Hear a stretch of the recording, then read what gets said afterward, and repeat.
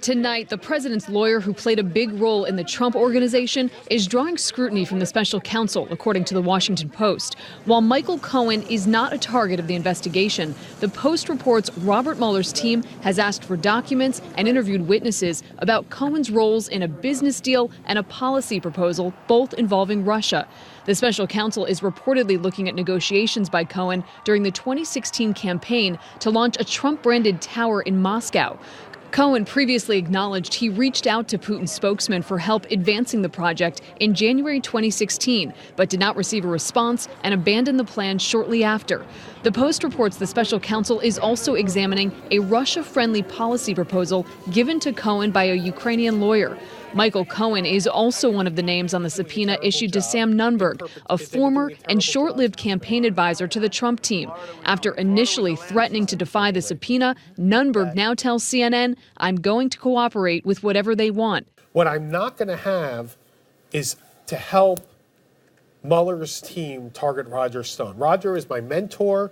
Roger is like a surrogate father to me, and I'm not going to do it. Nunberg has to hand over all documentation between himself and 10 prominent people associated with the Trump campaign from November 2015 to now.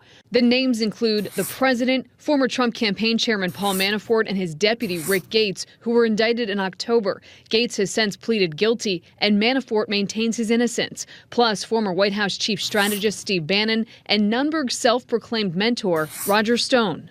Stone said in a statement that he has not spoken to the special counsel, nor has he turned over any documents. And he wrote, "Nunberg Sam marches to his own drummer. He's not speaking at my behest or direction." Nunberg said Stone may be of interest to Mueller's team, since Stone once claimed to have a relationship with WikiLeaks and its founder Julian Assange, something both Stone and WikiLeaks have since denied. Stone also exchanged messages with Guccifer 2.0, the online entity that claimed responsibilities for the DNC hack and was later outed as a front for Russian intelligence. Steve Bannon and Roger Stone? I emailed with them like 30 times a day. It's how we communicate. In wide-ranging interviews Monday, Nunberg alluded to the questions he faced from Mueller's investigators when he sat for a 5.5-hour interview last month. Nunberg indicated the special counsel is zeroing in on the president and potentially his business deals. They know something on him. I think if they have him on something, they're smart enough to know if they have him on something, it has to be during the election. Nunberg says he thinks investigators also want testimony about the Miss Universe pageant Trump held in Russia in 2013. They probably want to know about Miss Universe 2013, if I had to guess. Trump partnered with Russian billionaire real estate developer Aras Agalarov and his pop star son Emin to hold the pageant in Moscow. The Agalarov's British publicist was one of the people who attended that Trump Tower meeting in June 2016 with Donald Trump Jr., Paul Manafort, and Trump's son-in-law Jared Kushner. Nunberg doesn't believe the denials from the president and his son that Donald Trump wasn't aware of the meeting. I think he probably knew in advance. In advance?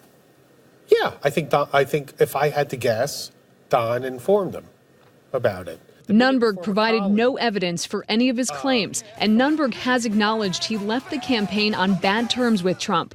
Nunberg was fired in August 2015 for racially charged Facebook posts. That was just 2 months after Donald Trump officially announced his candidacy.